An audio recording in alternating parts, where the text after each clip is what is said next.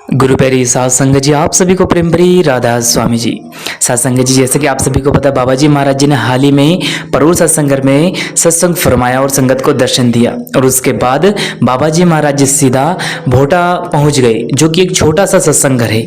देखिए, कुल मालिक की दया मेहर बहुत है। पता नहीं वह कब कहाँ मौज आने के बाद पहुंच जाते हैं और संगत को दर्शन दे आते हैं। तो बाबा जी वहां पहुंचे और वहां संगत बहुत ज़्यादा इकट्ठी हो गई। और जब बाबा जी ने वहाँ संगत को देखा तो बाबा जी महाराज जी संगत के बीच पैदल चलकर पहुँच गए और संगत ने बड़े ही आनंद पूर्वक उनके दर्शन किए। उसके बाद बाबा जी महाराज जी लगभग 9:50 या 55 पर स्टेज पर आ गए। सारी संगत बाबा जी महाराज जी को देखकर बहुत प्रसन्न हुई और बाबा जी महाराज जी ने भी सारी संगत को हाथ जोड़कर प्रेम भरी राधा स्वामी बोली।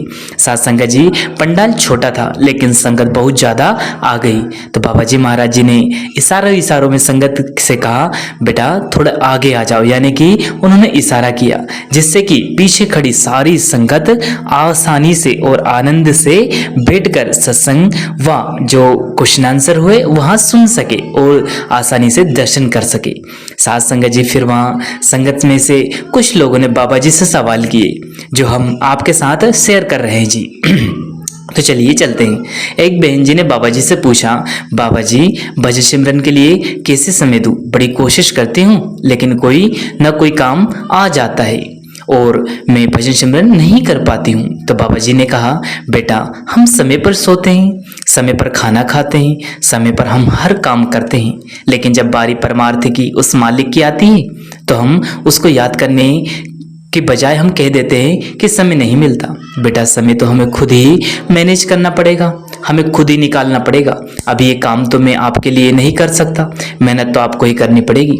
फिर बाबा जी ने समझाया, आप एक टाइम टेबल बना लीजिए और उस टाइम टेबल में कुछ समय परमार्थ को भी जरूर दीजिए। फिर बाबा जी ने से किसी ने पूछा, सबसे पहले एक भाई ने कहा, बाबा जी अपने बुजुर्गों की सेवा कैसे करनी चाहिए? तो बाबा जी महाराज जी ने समझाया, बेटा 2 मीठे बोल लोगे तो उससे बड़ी सेवा और कुछ नहीं हो सकती।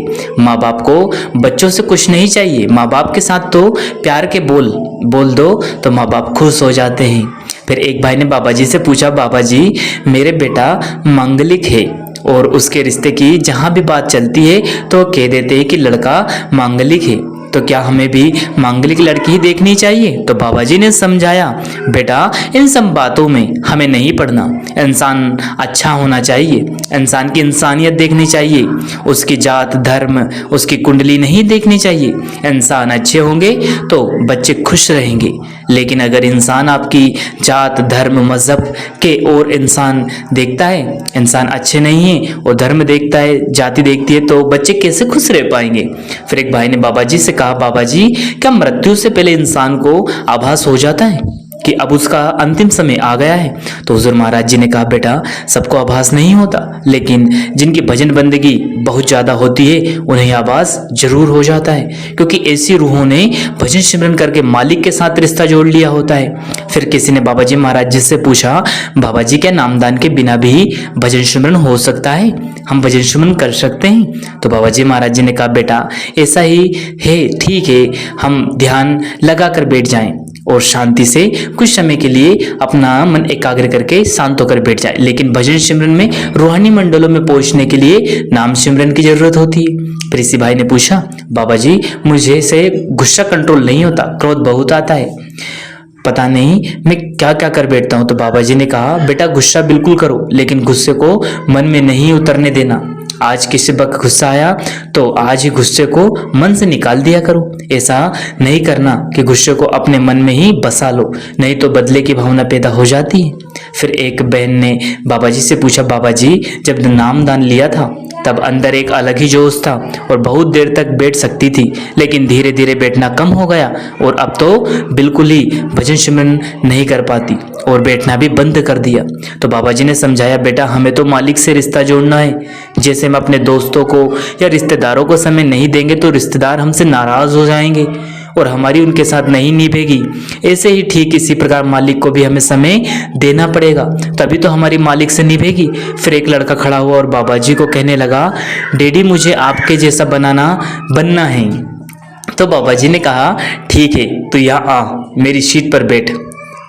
मैं तो पहले ही यहाँ से भागने की सोच रहा हूँ, अच्छा होगा अगर तू मेरी जिम्मेदारी संभाल लेगा। ये सुनकर सारी संगत वहाँ पर जोर जोर से हंसने लगी। तो फिर यही लड़का बाबा जी से फिर कहने लगा, डैडी आप हमेशा कहते हो लड़कियां राज करेगी, हम लड़कों का क्या कसूर, हम क्यों राज नहीं कर सकते। तो संगत फिर से हंस पड़ी।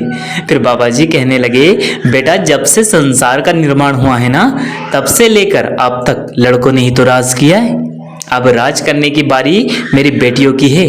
फिर एक लड़की बाबा जी से कहने लगी, बाबा जी मेरा कोई सवाल नहीं, मैं तो बस आपका शुक्रिया अदा करना चाहती हूँ, आपको देखना चाहती हूँ और आप मुझे बहुत अच्छे लगते हो।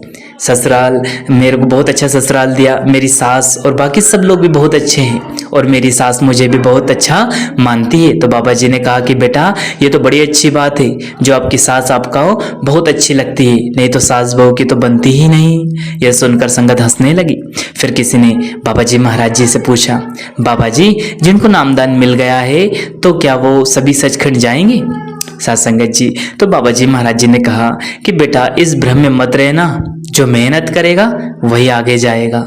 जैसा कि हम देखते हैं एक बच्चा जब स्कूल में दाखिला लेता है या उसका दाखिला करते तो आगे अगर वह पढ़ेगा तो स्कूल में मेहनत करेगा तो परीक्षा में पास कर लेता है, आगे बढ़ जाता है। ऐसे ही जो नामदान की कमाई करेगा वही आगे बढ़ेगा। ये भ्रम अपने मन से निकाल दो कि बिना मेहनत किए आगे बढ़ जाओगे। फिर एक लड़के ने बाबा जी महाराज जी से कहा, बाबा जी कभी कभी ज्योतिषियों की बातों में पड़ जाता हूँ। तो बाबा जी ने समझाया, बेटा मेरी तरफ से आपको कोई मनाही नहीं है, लेकिन इस बात का हमेशा ध्यान रखना कि जो कुछ भी मिलेगा अपने अंदर से मिलेगा। इसके बाद बाबा जी ने स्टेज से संगत को हाथ जोड़े और वहां से सभी को राधा स्वामी करके वहां से चले गए जी। साथ संगत जी देखिए हमारे कुल मालिक हमारे प्यारे बाबा जी महाराज जी कितने अच्छे हैं। देखिए वहां अब ऐसा नहीं कि बड़े सेंटरों पर ही जाकर संगत को दर्शन दे रहे, अब तो छोटे से छोटे जहां उनकी मौज हो जाती है वहां जाकर वो संगत के बीच पैदल चल के दर्शन देना प्रारंभ कर देते हैं, वहां सवाल जवाब करते हैं। तो साथ संगत जी आप जी से विनती की जाती है, अंत वीडियो में जरूर सुनिएगा इस विनती को। साथ संगत जी जब मौका मिले, जब रविवार गुरुवार जहां भी आपको सत्संग करीब होता है वहां आप जरूर जाएं, सत्संग सुने और वहां पे सेवा करें और लगभग सुबह से शाम तक जरूर रहे, क्योंकि पता नहीं अगला सेंटर बाबा जी महाराज जी कौन सा चुन ले जहां जाकर वो सवाल जवाब करे और बैठकर आपके बीच आपको दर्शन दे। साथ संगत जी इसी के साथ अपनी वाणी को विराम देते हैं। अगर वीडियो अच्छा लगा हो तो वीडियो को लाइक करें, शेयर करें और चैनल को सब्सक्राइब करके बेल आइकन को प्रेस कर ले, जिससे कि आपको ऐसी वीडियो मिल सके जी। अंत में आप सभी को प्रेम।